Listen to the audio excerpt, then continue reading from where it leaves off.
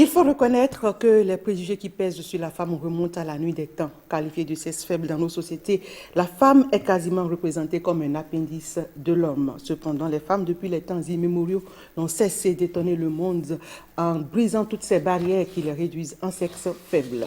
À travers Boulevard des femmes, nous vous ferons découvrir ces femmes battantes, déterminées et engagées à ne pas seulement se faire compter dans la société, mais plutôt à créer et à développer la société. Bienvenue à toutes et à tous sur Boulevard des femmes, l'espace de valorisation, de sensibilisation, d'éducation et de promotion des questions relatives à la femme dans la société. Et dans ce premier numéro, nous allons faire l'état des lieux des tests juridiques traitant des droits de la femme. Et pour démarrer, je vous invite à découvrir l'invité du jour, et c'est déjà à travers la première rubrique de l'émission Au fil rouge.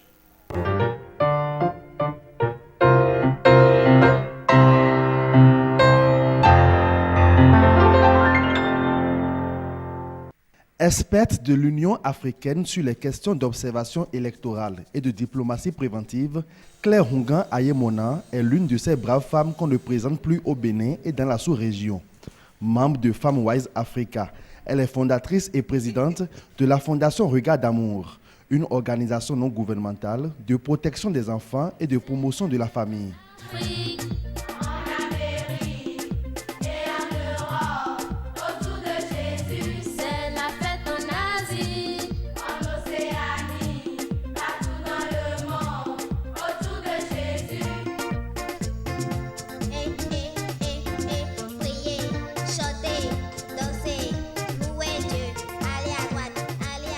De nature calme avec un caractère assez trempé, Claire Hungan Ayemona est magistrat de formation. Elle fut ministre de la Famille, de la Protection sociale et de la Solidarité du Bénin de 2001 à 2003.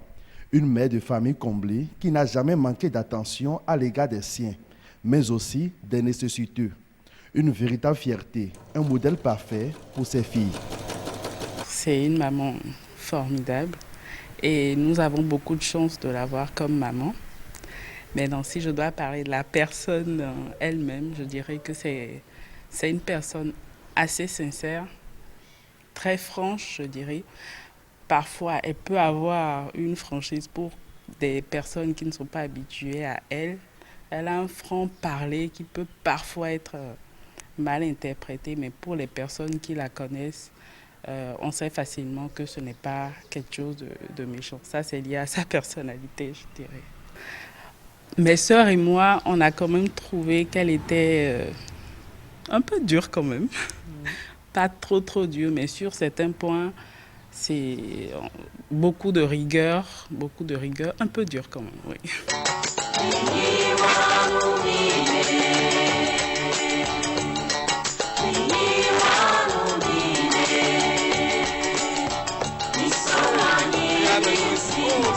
Ah oui,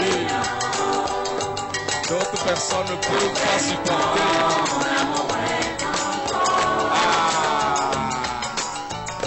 Vraiment.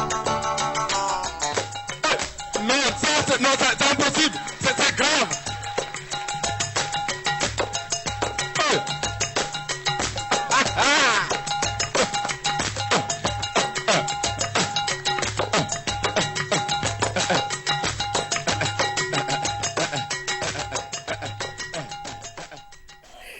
Nous l'appelons affectueusement maman.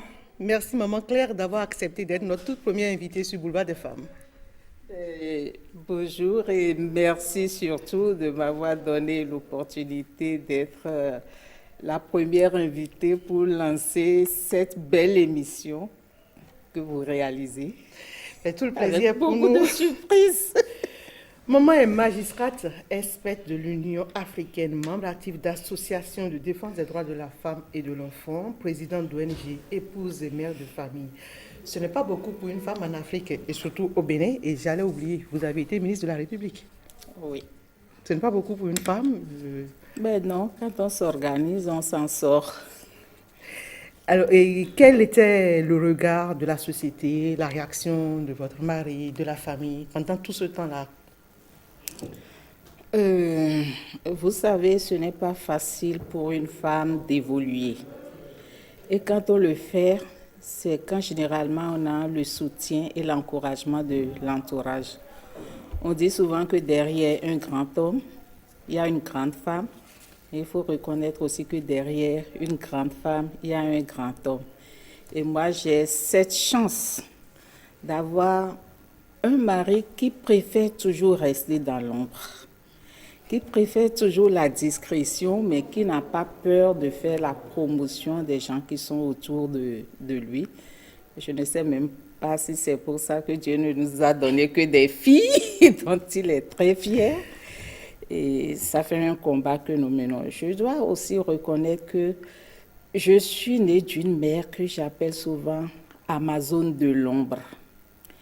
Et à travers ça, je voudrais rendre hommage à toutes ces femmes qui n'ont jamais eu l'occasion d'aller à l'école, mais qui contribuent efficacement au développement de notre pays. Je crois que vous avez appris que l'armée des Amazones du Bénin a été initiée par une femme qui a régné un temps sur le royaume d'Abomey. C'est la reine Hangbe, c'est ça? Hangbe, Tassi Hangbe. Tassi Hangbe. Ce sont ces femmes que j'appelle les Amazones de l'ombre. Et nous en avons beaucoup encore au Bénin. Quand vous allez parfois dans les villages et que vous échangez avec certaines femmes, vous êtes séduites par ce qu'elles vous sortent comme des idées. On a l'impression que quand on n'est pas allé à l'école, quand on est analphabète, on est bête, mais ce n'est pas vrai avec nos femmes. Ensemble, vous avez été beaucoup inspiré par ces femmes. Oui, et il y a souvent une expression en fond qu'elles utilisent, un CWA, un KCAI. Je ne connais pas papier, mais je suis intelligente, je sais réfléchir. Et c'est des femmes aussi inspirantes. Et on peut dire, hein, Maman Claire, vous êtes une ardente défenseur des droits de la femme. Et le 8 mars, vous le savez, c'est la célébration de la Journée internationale des droits de la femme. Et justement, depuis quelques années, plein de lois sont votées et promulguées en faveur des femmes pour qu'elles puissent jouir pleinement de leurs droits. Mais dans la pratique, on a l'impression que ça ne décolle pas. Ça ne décolle pas. Quel est votre regard sur ce fait? Bon, disons d'abord qu'au niveau international, il y a des facteurs qui ont favorisé l'éclosion d'adoption des tests en faveur de la femme au Bénin.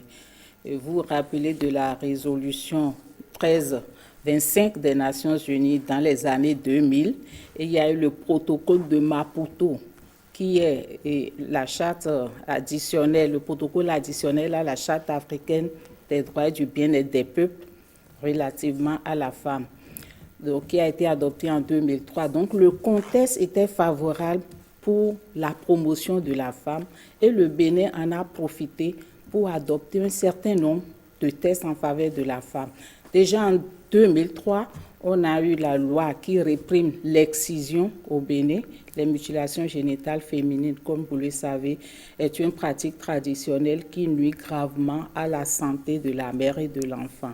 Nous avons eu la loi sur la santé sexuelle et la reproduction. Par la suite, le Code des personnes et de la famille a été adopté en 2004. La loi sur le harcèlement sexuel, une loi spécifique qui prévoit les violences faites aux femmes et protège les victimes. Il y a eu le Code de l'enfant qui a repris un certain nombre de dispositions favorables à la promotion de la petite fille. Et puis en 2018, quand le Bénin a adopté le Code pénal, tous ces tests éparses plutôt avec les sanctions ont été repris dans le Code pénal. Ça nous permet d'avoir un document de référence, je dirais 2 documents de référence parce que le Code des personnes et de la famille est un document fondamental de référence pour la promotion de la femme au Bénin. Mais dans le Code pénal, il a été repris tous les autres tests qui prévoyaient des dispositions pour le bien-être de la femme avec un volet sanction en cas de non-respect. Mais il y a tous ces tests et ce que nous fustigeons justement, c'est le fait qu'on ne voit pas réellement la femme promue comme il le faut. Vous savez, on dit les mentalités sont têtues. Tant que ça arrange de respecter les tests, les gens le font.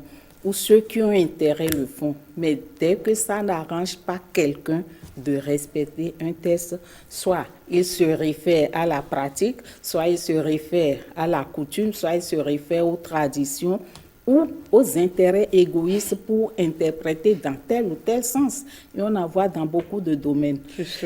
Les tests prévoient des dispositions, mais les tests ne prévoient jamais entièrement tout.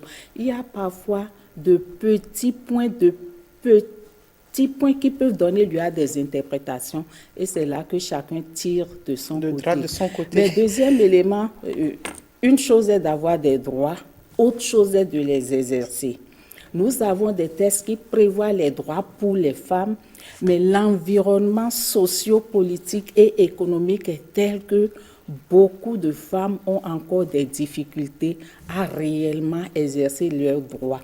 Une femme qui n'a pas d'autonomie financière, par exemple, qui doit tendre la main pour le mari, pour manger, si elle est objet de violence et elle sait qu'en quittant là, elle peut avoir des problèmes pour avoir un toit ou pour nourrir ses enfants, elle va se taire et subir. C'est pour ça que la question de la promotion de la femme est un tout.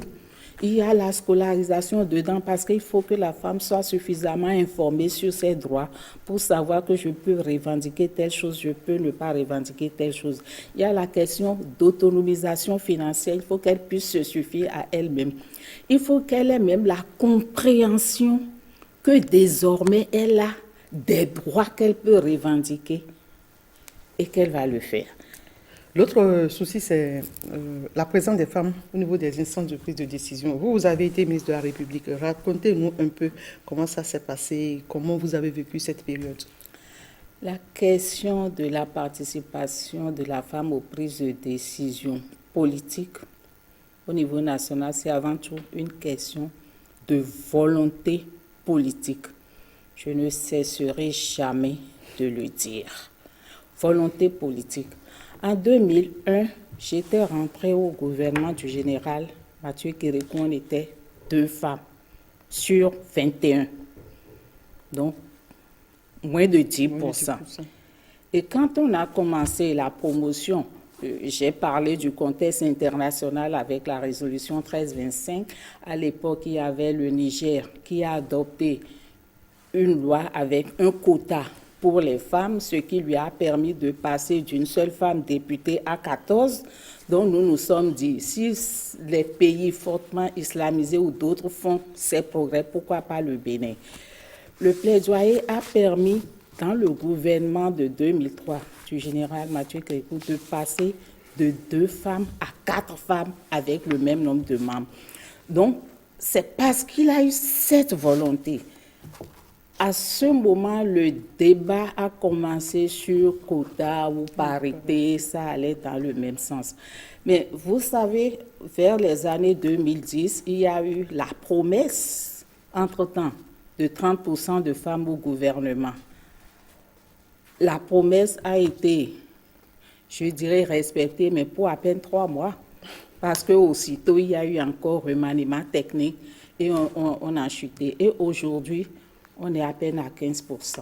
Il y a eu du recul, malheureusement, à tous les niveaux au Bénin par rapport à la promotion de la femme à la vie politique. Une chose est sûre. Que ce soit au niveau du commandement local, vous voyez au niveau des maires, on n'a jamais atteint le cap de 10%.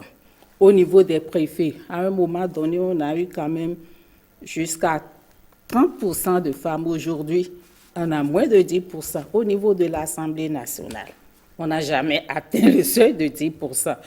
C'est vrai qu'on a parlé d'une loi qui n'a pas commencé par prendre des faits pour faire la promotion de la femme. Mais je suis restée également sur ma faim par rapport à cette loi qui déjà est restée au niveau de l'Assemblée nationale. Ça n'a pas pris en compte le niveau des élections locales, alors que les femmes sont beaucoup plus à la base pour être des électeurs, mais également pour élire.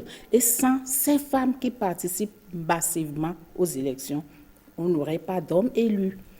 Une chose est sûre, l'accès des femmes aux postes de décision n'est pas un mythe. Parce que si c'était un mythe, vous êtes un exemple de ces femmes et qui prouve valablement qu'on peut entrer dans l'arène des instances de prise de décision. Mais malheureusement, comme on l'a dit... J'en profite pour remercier tous les hommes qui ont cru en moi, parce que je dis c'est d'abord une question de volonté politique, mais aussi des gens autour de vous qui vous identifient, qui savent que vous avez des potentialités, des capacités de contribuer au développement de votre pays et qui vous font appel. Voilà, ben, je profite donc de l'occasion pour remercier tous ces hommes que je connais ou que je ne connais pas, parce qu'il y a d'autres qui sont encore dans l'ombre et qui travaillent réellement pour la promotion de la femme, voilà. Non pas pour garder la femme comme seulement une mère à la maison. Les barrières existent, les barrières à la promotion de la femme à de grands postes de responsabilité existent, et justement dans la rubrique qui va suivre pour les femmes, Mirabel Akwaki va essayer de nous faire connaître et de nous expliquer les raisons de ces barrières avec son invité. Mirabel Akwaki, bienvenue. Merci Ghislaine Adimi. Alors, instant rubrique pour les femmes à présent, c'est avec Maître Alexandrine Saïzonou, militante des droits des femmes, que nous abordons ce volet. Les lois votées en faveur des femmes et les entraves à leur application, c'est de cela que nous parlons.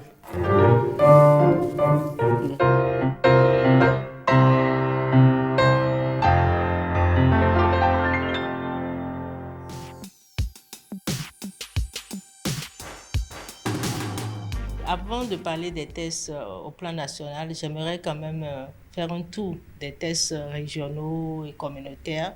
Quand je prends la Charte africaine des droits de l'homme, c'est le test précurseur qui a prôné l'égalité en dehors des tests de la Convention. Après ça, il y a la Convention relative aux droits de l'homme, qui est au début. Après, il y a la Charte africaine des droits de l'homme. Il y a plusieurs autres tests. Il y a la Convention sur l'élimination de toutes les formes de discrimination faites aux femmes. Il y a le protocole de Maputo, qui est un test qui va au-delà même des tests internationaux qu'on a eu jusque-là et qui est spécifique à la question de la femme. Au plan national, nous avons notre Constitution, et la Constitution qui a prôné l'égalité entre les sexes. Nous avons le Code des personnes et de la famille, qui est de 2004. Et je crois que c'est le test qui permet aujourd'hui aux femmes d'hériter, aux femmes de participer aux charges du ménage, aux femmes d'éduquer leurs enfants et d'intervenir au même titre que le père relativement à l'éducation, au choix de l'école et autres, à l'entretien des enfants. En dehors de ça, nous avons la loi de 2012 qui prévient et qui réprime les violences faites aux femmes. Donc nous avons des tests, ce sont les tests fondamentaux que je peux citer.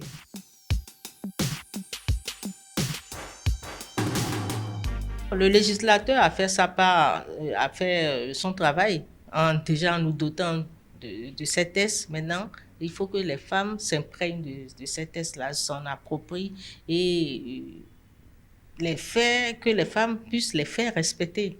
Vous savez, nous avons beaucoup de tests que nous-mêmes femmes, nous ne connaissons pas. Pas seulement les femmes, que les Béninois ne connaissent pas. Quand je parle du Code des personnes et de la famille, combien de Béninois, malgré tout ce qu'on a fait, vulgarisation, sensibilisation, qui maîtrisent vraiment ce test-là de fond en comble. Donc, on va continuer la sensibilisation, l'éducation, et que les femmes s'approprient de ces tests-là, et que les femmes veulent que ces tests leur soient appliqués. Parce que lorsque votre droit est violé, par exemple, vous avez le droit de travailler, de choisir la profession de votre choix et que votre mari vous empêche par exemple de travailler, c'est à vous de revendiquer, c'est à vous de porter à la connaissance de l'autorité qui est en mesure d'intervenir pour faire comprendre à votre mari que vous avez le droit de travailler, vous avez le droit de choisir ensemble le domicile conjugal et que si votre mari, par exemple, se refusait à vous faire participer à ce choix-là, il y a une autorité que vous pouvez saisir pour que les choses se passent comme vous le voulez ou comme la loi l'a prescrit. Mais malheureusement, vous savez, nous avons les pesanteurs sociologiques qui font que on n'a pas l'audace. Certaines femmes ne sont pas audacieuses, ne veulent rien. C'est comme si le mariage, c'est une couverture, c'est ça qui vous donne un certain rang social lorsque vous n'êtes pas marié. Alors, on préfère rester dans son coin, ne rien dire, accepter d'être humilié, d'être bafoué, accepter de ne rien faire. Parce qu'il y a des femmes, je reconnais qu'il y a des femmes qui se plaisent à ne rien faire, à se limer les ongles du matin jusqu'au soir, mais il y a de braves femmes qui veulent travailler, qui travaillent, qui se battent, et que pour des raisons de pesanteur sociologique, de qu'est-ce qu'on dira, du regard des autres, se refusent, acceptent certaines choses qui les aliènent au lieu de les faire évoluer.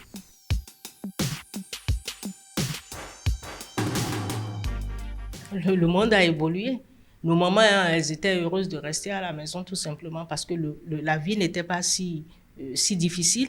Les choses ne coûtaient pas cher. Le salaire de papa permettait de s'occuper de tout le monde. Mais aujourd'hui, avec la cherté de la vie, avec ce que nous vivons aujourd'hui, c'est normal que les deux parents cherchent à travailler pour pouvoir améliorer les conditions de vie de leurs enfants. Donc, si une femme a les moyens, la potentialité, les capacités de travailler, rien ne l'empêche. Et si elle travaille à diplôme égal, il faut qu'elle ait un salaire égal à celui de l'homme. Voilà ce que nous disons. Quand dans un emploi où à diplôme égal, à compétence égale, qu'on choisisse l'homme parce que c'est un homme, je dis ça c'est une violation des droits de la femme. Ce n'est plus la faute à la femme, mais si elle se tait, on va continuer à la brimer. À un moment donné, il faut qu'elle dise, voilà, j'ai autant de droits que vous, et pourquoi telle personne a ses avantages alors que moi, je ne l'ai pas? Sur quelle base? Il a refusé cette discrimination. C'est pour vous dire quoi? Que les thèses sont là, les thèses sont prises par des hommes, seront appliquées par des hommes, au profit ou contre des hommes. Donc, il faut que chacun puisse assumer sa part de responsabilité.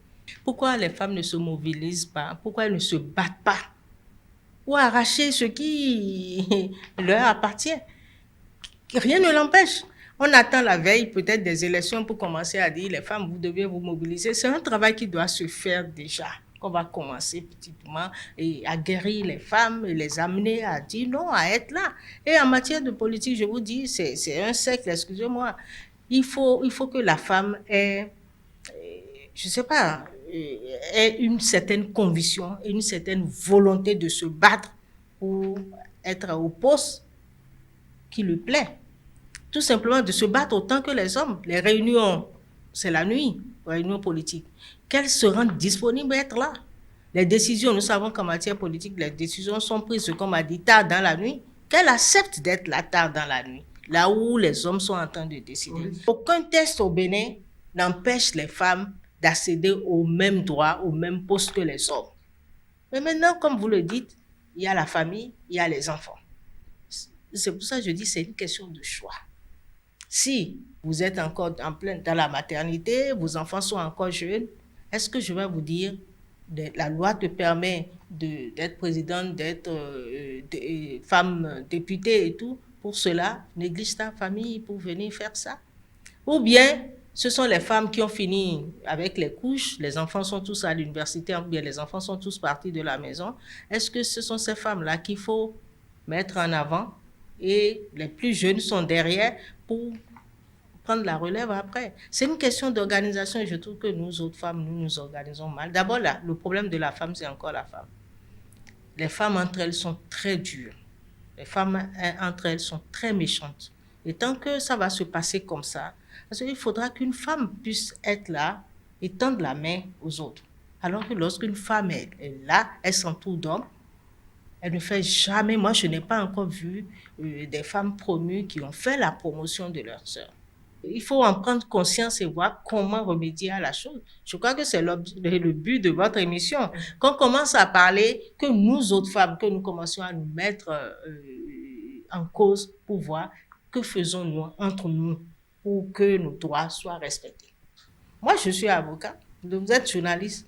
Moi, mon combat aujourd'hui, comment faire pour qu'il y ait plus de femmes avocates au barreau du Bénin, c'est mon souci. Et moi, je tendrai la main à toutes les jeunes filles qui veulent faire de ce métier, tant qu'elles ont la volonté, parce que rien n'est facile.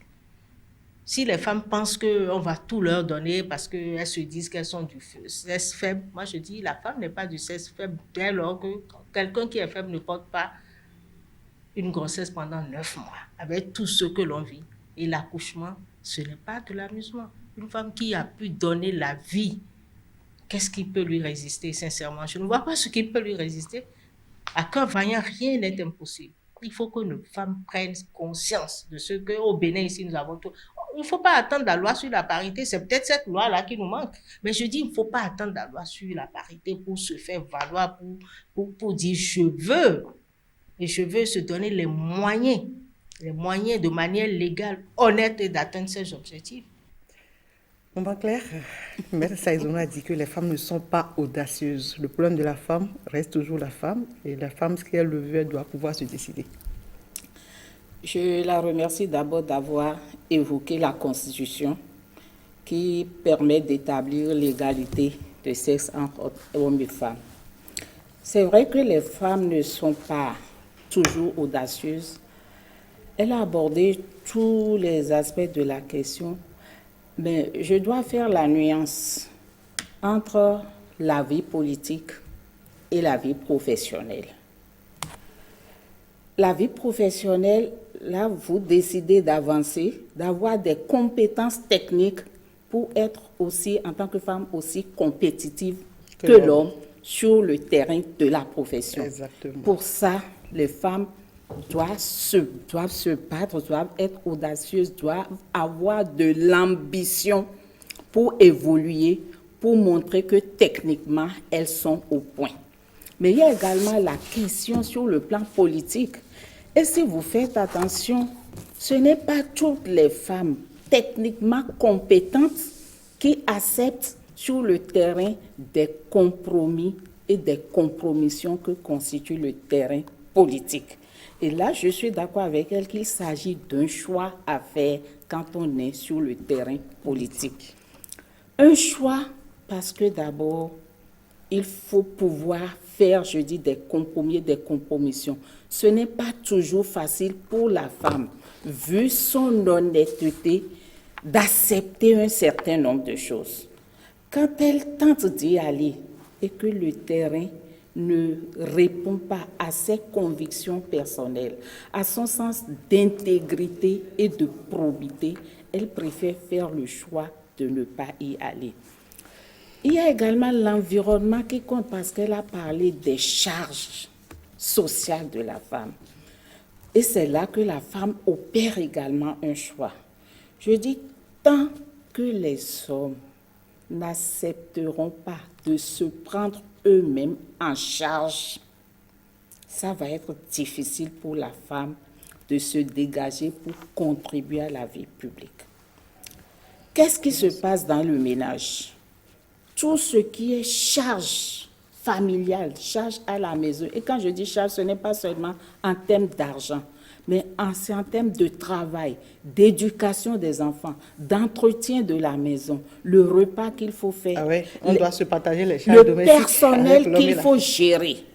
Combien d'hommes acceptent de s'investir dans ce travail qui contribue au bien-être de l'enfant? Lui, il rentre quand il veut et il veut déjà s'assurer que le repas est prêt. La femme qui veut préserver sa vie de famille, mais aussi être présente pour ses enfants, elle est obligée de regarder l'heure.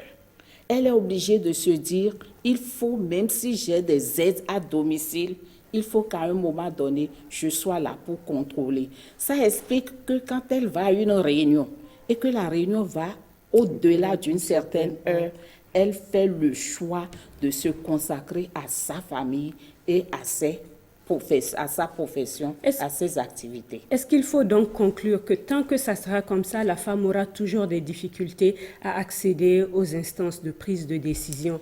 C'est parce que d'autres hommes ont compris que c'est difficile pour la femme dans ces conditions et qu'on a quand même besoin aussi de son intelligence et de sa présence dans les sphères de prise de décision, que des voix masculines ont commencé par s'élever pour dire « trouvons le mécanisme qu'il faut pour intéresser aussi la femme à la vie publique ».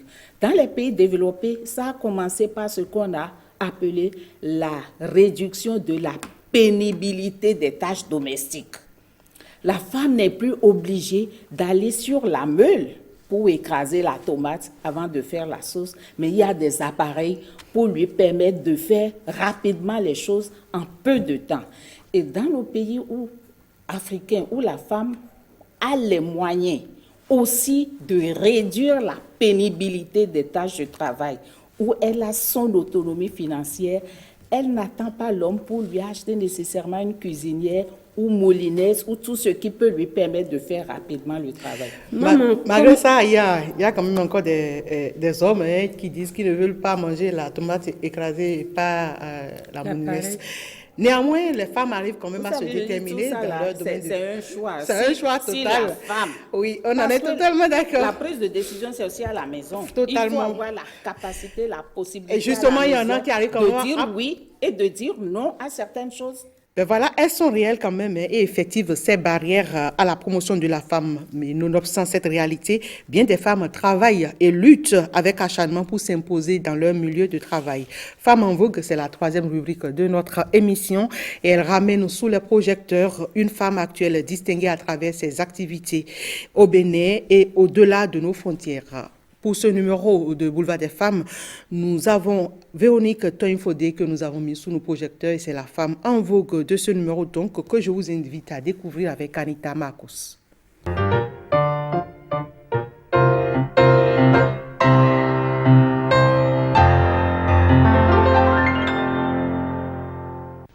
Elle allie si bien sensibilité, générosité, douceur et en même temps rigueur et professionnalisme que sa place de ministre des Affaires sociales et de la microfinance est en parfait accord avec son profil.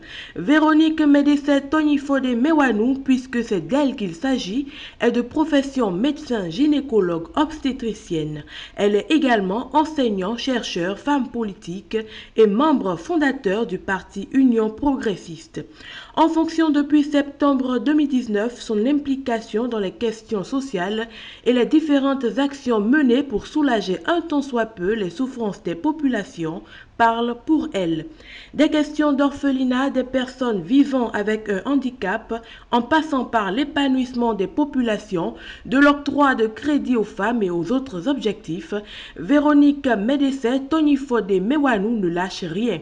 C'est d'ailleurs en restant belle, toujours souriante et posée qu'elle accomplit sûrement et sans grand bruit sa noble mission au cœur des populations béninoises.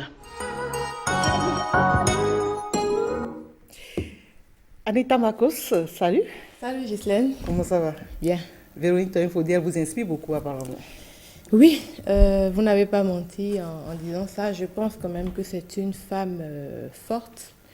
C'est une femme qui m'inspire le sourire déjà. C'est une femme dont on sent quand même la sensibilité par rapport aux questions humaines. Je crois que déjà tout ce qui est, mis à part le fait qu'elle soit ministre, je pense que naturellement, ou déjà sur le fait qu'elle est médecin de formation, qu'elle est obstétricienne, elle est quand même appelée à être au contact des gens et des soucis sanitaires qu'ils ont. Donc si elle est au contact permanent de certaines personnes ou de la population, je pense quand même qu'elle a développé une certaine sensibilité par rapport aux maux qui minent la société. Et donc, elle est sur plusieurs fronts, à la fois tout ce qui concerne les questions de handicap, tout ce qui concerne l'éducation. La dernière fois, par exemple, elle a dû faire fermer un orphelinat où elle a estimé que les droits des enfants n'étaient pas forcément respectés, ils n'avaient pas forcément la sécurité garantie. Voilà quoi, c'est une Vous dame. pensez donc en fait ce qu'elle est au départ avant d'être ministre prédomine aujourd'hui sur sa fonction de ministre? Oui, personnellement, je ne vois pas son statut de ministre. Personnellement, je vois la personne, enfin, je vois celle qu'elle est. Et je pense que ça déteint bien sur sa fonction de ministre. Maman Claire, vous connaissez bien la ministre Véronique Toinfodé? Et je la connais plus ou moins. Je ne la connaissais pas avant. Mais depuis qu'elle est là, j'ai eu l'opportunité de la rencontrer 2 fois. Et la dernière fois, d'ailleurs, c'était après la fermeture de l'orphelinat où j'ai demandé à la rencontrer pour qu'on échange un peu sur les problèmes au niveau des centres d'accueil et de protection des enfants. Et c'est avec beaucoup de spontanéité qu'elle m'a reçue et je la remercie pour sa disponibilité. À votre avis, quels sont ses principaux atouts? Vous savez, l'écoute, c'est d'abord un atout principal. Dès que je lui ai dit, je voudrais discuter de telles choses avec le ministère, et je veux d'abord en discuter avec vous, parce que j'ai la possibilité de vous rencontrer, sinon je vais lancer un coup de gueule. Dès que j'ai dit ça à la directrice de cabinet, qui l'a informée, elle s'est rendue disponible pour me rencontrer. Et ensemble, nous avons vu qu'effectivement, il y a des difficultés. Nous avons ensemble reconnu que le décret qui organise aujourd'hui les centres d'accueil et de protection des enfants est à toiletter, parce que ce décret a peut-être, je dirais, commis le péché mignon d'avoir assimilé les orphelinats aux crèches-garderies. Ce n'est pas les mêmes conditions.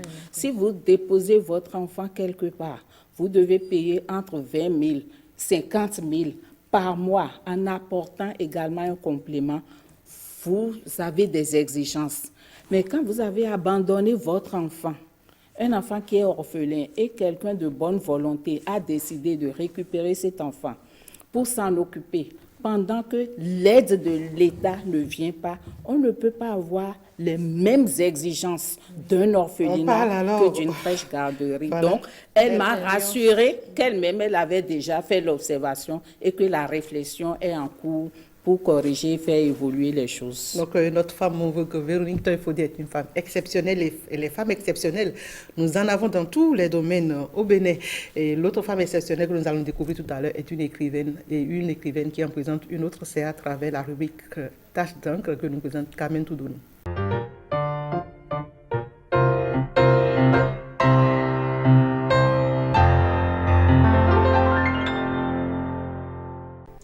Bonjour à tous, bienvenue sur Tache d'encre. Aujourd'hui, je vous présente le roman d'une écrivaine béninoise. Il s'agit de Adélaïde Fassinou qui signe le journal d'Esclamonde aux éditions Pluriel à Cotonou. C'est un roman qui est féministe et féminin. Et déjà, il faut dire que Adélaïde Fassinou est sans doute l'écrivaine la plus prolifique du Bénin, puisqu'elle a à son actif une dizaine d'ouvrages, dont celui-ci que je vous présente aujourd'hui.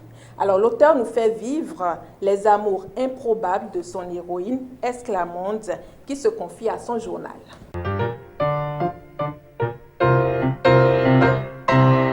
Esclamonde raconte les épisodes de sa romance amoureuse avec son bien-aimé Ibra, bien qu'elle soit déjà une femme mariée. Telle une Bovary du XXIe siècle, elle est infidèle, elle ne s'en cache pas, n'évoquant furtivement que son mari, un homme serein comme elle dit, et un homme dont elle partage la vie depuis un quart de siècle. Au-delà de l'histoire d'amour, le journal est un carnet de voyage qui emmène le lecteur de Paris à Bamako en passant par Dakar, Lille ou encore Rabat au gré des escapades de la belle Escla. Le style reste amène, la plume réaliste et les thèmes abordés d'actualité. La trame est librement érotique par endroits et c'est ce qui fait aussi manifestement le charme de cette œuvre, le livre d'une femme libre qui en raconte une autre. Je vous quitte avec un extrait. Nous sommes page 113. Vendredi 18 mars 2005. Lénine, j'ai fini par le virer. La raison, sa trop grande soif de sexe. Il muse. Dans le même temps, il ne s'est pas assuré. Chaque semaine, il débarque les bras ballants, bouffe de ma nourriture, boit mon vin, se repaît de mon bijou comme il l'entend et me promet le bonheur pour la Saint-Glinglin. La dernière fois où j'ai invité une amie à dîner, il s'est amené les mains ouvertes, sans gêne. Il s'est attablé, a mangé de notre copieux repas, a bu de notre boisson avant de m'arracher à ma sœur pour son dessert. Des manières, il n'en a pas de bonnes. Je n'allais pas mettre en péril mon ménage pour quelqu'un qui est incapable de garnir mon plat de poulet 2 fois de suite. J'aurais pu le laisser encore longtemps car il m'a fait découvrir dans la foulée une autre facette de ma personnalité. Il m'a certes fait découvrir mon côté boulimique du sexe, mais il fallait en finir. Imagine un peu, cher journal, un homme de cette nature, doté d'un tel membre. Chaque fois qu'il plonge dans mes eaux, je nage sur les nuages du 7e ciel. Mais une fois l'œuvre achevée, il me faut panser mes plaies toute la semaine. C'était donc le journal d'Esclamonde chez Édition Pluriel, 208 pages, janvier 2015. À la prochaine. Bye bye. On commente? Non, on commence pas. Non, je dis simplement que l'extrait donne envie de l'acheter, de lire jusqu'au bout. Et Madame Alagbada est une femme que j'admire parce qu'elle a l'audace d'écrire de bonnes choses. Elle écrit aussi pour les enfants, elle écrit pour toutes les couches de la société pratiquement. J'ai aussi du plaisir à lire cette dame. En tout cas, nous allons à présent découvrir les recettes et astuces des femmes. Et aujourd'hui, ce que nous vous proposons, c'est comment garder la feuille d'épinard, le goma, comme on l'appelle chez nous, et sa verdure et ses vertus. C'est avec Yasmine Damata.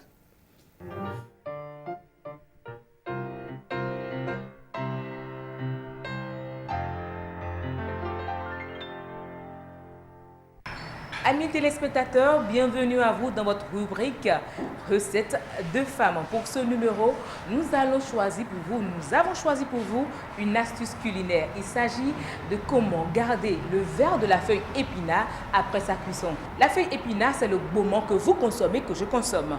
Pour découvrir cette astuce, une restauratrice pour nous en parler. Mais avant de la présenter, je vous invite à venir avec moi.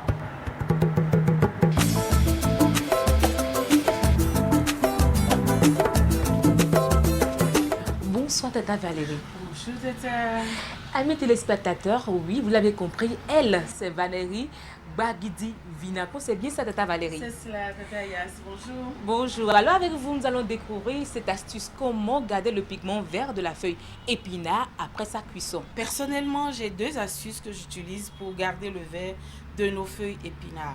La première méthode, c'est celle que tout le monde adopte, c'est-à-dire après cuisson, dans de l'eau bouillante, salée avec bicarbonate, on plonge les feuilles dans de l'eau vraiment glacée, ce qui stoppe vraiment de manière radicale la cuisson.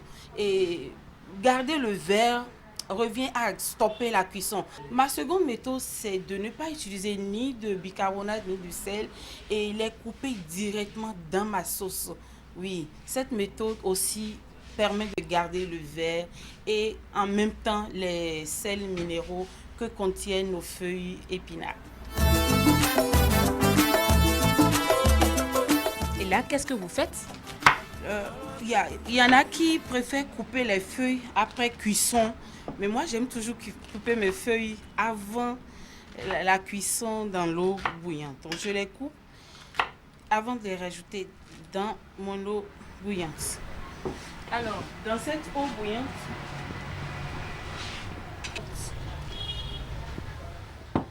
avec évidemment du sel et une bonne pincée de bicarbonate. Le bicarbonate, en fait, on en a deux sortes sur le marché. Il y a celui de la pharmacie. Je ne fais pas de la publicité à la pharmacie, mais c'est beaucoup plus efficace que les bicarbonates qu'on trouve au marché. Je ne sais pas avec quoi ils nous mélangent les bicarbonates du marché, mais les bicarbonates du marché font même noircir les feuilles ou la tomate.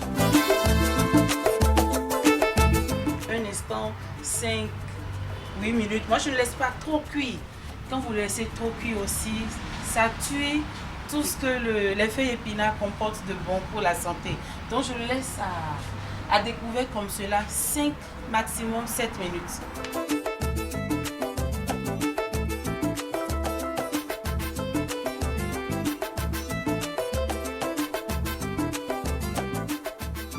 Je vais les mettre dans ma passoire. Je mets les feuilles dans la passoire.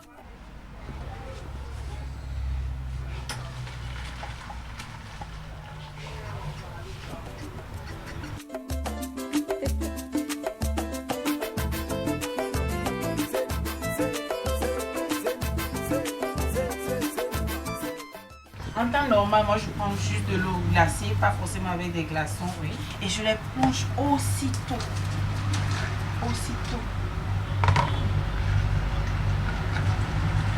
Juste un instant. Et ça permet de garder le pigment vert. Alors, je rappelle aux téléspectateurs que nos feuilles épinards ont été préalablement, après juste l'avoir équeuté, on les a lavées mais correctement à l'eau claire. Ça dépend, 3, 4, 5 fois.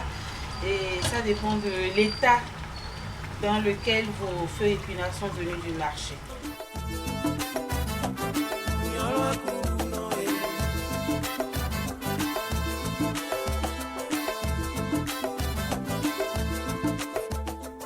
Mais Tata Valérie, je constate déjà que c'est bien vert nos feuilles.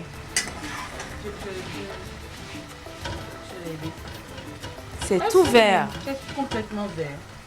Vraiment comme j'aime. La seconde, j'enchaîne en même temps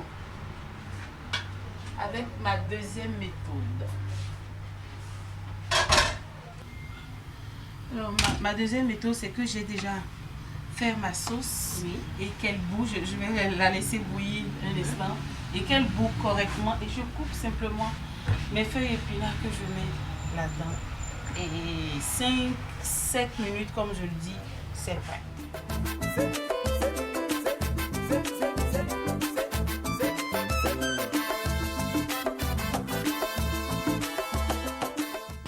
Mais Tata Valérie, c'est déjà la fin. Vous avez quelque chose à dire à nos téléspectateurs? Alors, je leur dis juste que la verdure, le vert des feuilles épinards dépend en fait de l'état dans lequel elles étaient plutôt avant qu'on les achète. Si c'est des feuilles épinards, des feuilles gourmands qui viennent fraîchement du jardin, alors quelle que soit la méthode utilisée, ils auront toujours le vert. Mais je propose qu'on utilise la deuxième méthode, que les feuilles ne passent pas une eau bouillante avant d'atterrir dans une sauce, qu'on coupe les feuilles directement dans la sauce pour garder toutes ces vertus. Amis téléspectateurs, vous l'avez compris, Tata Valérie l'a déjà dit, le secret réside dans le choix de vos feuilles. Au-delà du choix de vos feuilles, la méthode également utilisée. Elle nous a proposé ce soir ou ce matin 2 méthodes. Merci à vous de nous avoir suivis. Prenez le prochain rendez-vous de votre émission. Portez-vous bien. Et voilà, Boulevard des femmes, c'est le boulevard des secrets des femmes. Nous allons de secret en secret. Et cette fois-ci, c'est Maman Claire qui va nous livrer ses secrets à travers Taquine et Coquine.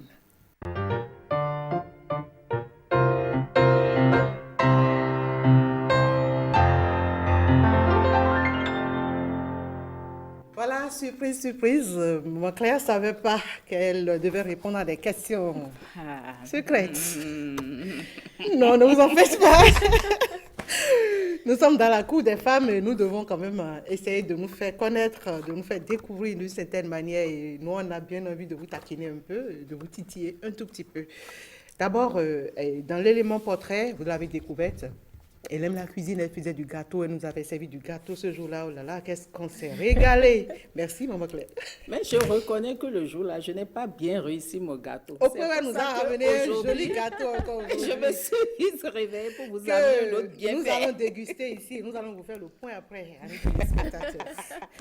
Maman Claire, on a découvert que vous aimez bien la cuisine. Vous avez suivi tout à l'heure recettes et astuces, comment garder le vert de la feuille épinard. J'avoue que je ne connaissais pas la deuxième méthode et je pense que c'est la meilleure parce que ça permet réellement de garder les éléments nutritionnels. Je vais l'essayer prochainement. Voilà. Mais avant ça, on a suivi la rubrique tâche d'encre. Oh. J'avais refusé qu'on commence, mais je vais vous poser quand même juste une question. Vous aimez la lecture? J'avoue que c'est mon point faible.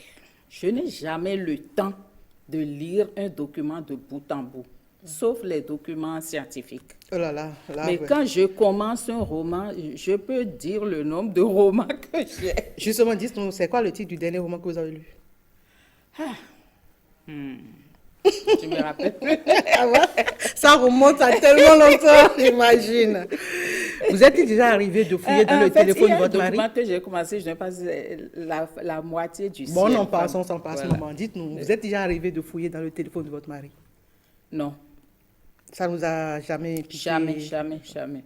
Quand son téléphone sonne à côté de moi, je ne prends même pas. Si je vois le nom qui s'affiche, je dis, bon, il y a tel qui t'appelle ou je lui amène ça.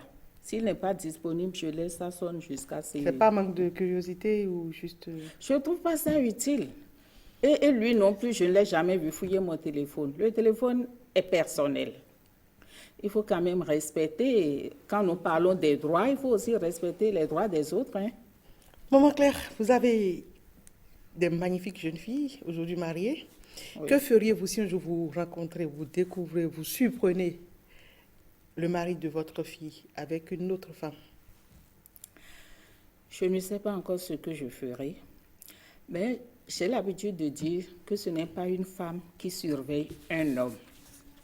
Si vous voulez surveiller un homme, il a 1000 astuces pour vous tromper. Et parfois, je dis, si vous êtes une femme et que vous... Parce que quand vous découvrez les choses, vous arrivez à un moment où c'est souvent le chemin de non-retour. Et parfois, les femmes regrettent. Il vaut mieux pas... Donc, il faut pas... Il y a des choses là, vous n'avez pas qu'il faut cherché à savoir, chercher. Vous l'avez surpris comme ça par hasard. Bon, supposons qu'ils sont venus en vacances à la maison. Ça dépend de comment... Votre fille est sortie, et il ne s'attendait pas à ce que vous rentrez. Il a voulu s'offrir un autre plaisir. Ça dépend de comment vous les avez retrouvés. Est-ce au salon ou dans la chambre? Mais vous savez, dans certaines situations, je respire toujours un grand coup pour réfléchir à quoi faire avant d'agir. Parce qu'avec la colère, on fait des choses qu'on regrette. Mais est-ce que sur le coup, là, c'est évident de réfléchir à ce qu'il faut faire? Quand vous voyez le mari de votre fille avec une autre femme, est-ce que c'est vraiment possible? Alors, vous allez faire quoi? Déjà, moi, je ne peux pas trouver le mari de ma fille dans certaines conditions. Pourquoi? Parce que je dois respecter leur intimité. Donc, je ne peux pas aller jusqu'à la chambre pour les retrouver. Donc, s'ils sont au salon, je ne sais pas s'ils vont aller dans cette... mais s'ils n'imaginent pas que vous pour pouvez mon mari. arriver. Mais même si je suis avec ma fille, je respecterai son intimité avec son homme. Et même si je tape à la porte, je vais attendre une réponse. Mais en l'absence de ma fille, je ne rentrerai pas dans la chambre de mon chambre. Quand ça les prend, si c'était au salon. Vous savez, dans ce genre de choses, vous faites d'abord un pas en arrière pour comprendre ce qui se passe. Pour mieux sauter. Un pas, non, c'est ça, un pas en arrière. Vous dites, mais qu'est-ce qui se passe? Vous savez ce que vous dites là? Ça me rappelle une camarade d'université, paix à son âme, qui a vécu ça, mais avec son copain. Qu'elle a surpris en pleine action, comme on le dit. Non, mais je suis sûre que si c'est Anita, elle va sortir toutes ses griffes et puis... Rien n'est sûr, en fait. Dans ce genre de situation, on ne peut jamais imaginer quelle réaction. Je peux voir une scène comme ça et puis retourner tranquillement sans rien dire. En tout cas, Maman Claire nous conseille de prendre un grand souffle, de boire un grand verre d'eau. Oui, que tu peux boire de l'eau. Non, en fait, c'est qu'il faut apprendre à s'apprivoiser, à se dominer dans ses réactions. Et chaque chose que vous voulez vous faire, vous vous posez la question, est-ce la meilleure solution? C'est vrai que dans certaines situations, vous avez du mal à prendre le temps de réfléchir. Mais je vais vous raconter une petite histoire. Mais malheureusement, on n'a plus suffisamment de temps. Vous écoutez, non, c'est juste un coup de fil que j'ai reçu un jour d'une dame qui me dit « Je vous aime et je vous annonce que votre mari est en train de vous tromper. » Et la veille, il était rentré très tard. Mais il y a de ces genres de situations, je prends toujours mon temps. Au moment où j'en ai parlé, mon mari ne s'en revenait pas. Que j'ai eu deux informations comme ça, on n'a plus le temps. Et il a bégayé, je suis sûre qu'il a bégayé. Non, il m'a expliqué ce qui... En fait, c'était des interprétations. D'accord. C'était des interprétations. Parce que le jour-là, elle quittait, quelqu'un l'a sollicité, qui allait dans sa direction, l'a sollicité pour profiter de l'occasion et descendre. Mais une autre a vu ça à distance, a pensé que bon... Elle a jugé. Voilà. Donc, il a pu m'expliquer ce que ça pouvait être. Voilà, on prend les dernières paroles de Maman Claire comme des conseils pour nous les femmes, de savoir toujours. Mais il faut aussi mériter la confiance de la femme. Voilà, très important. Il faut mériter la confiance. Il faut mériter la confiance de la femme et la femme doit savoir raison garder, doit savoir être patiente en toutes circonstances. Et tout au long de cette émission, nous avons quand même découvert aussi que la femme doit pouvoir lutter pour mériter le respect de ses droits. Mesdames, Messieurs, c'était Boulevard des femmes dans son tout premier numéro. J'espère que vous avez aimé. À très bientôt.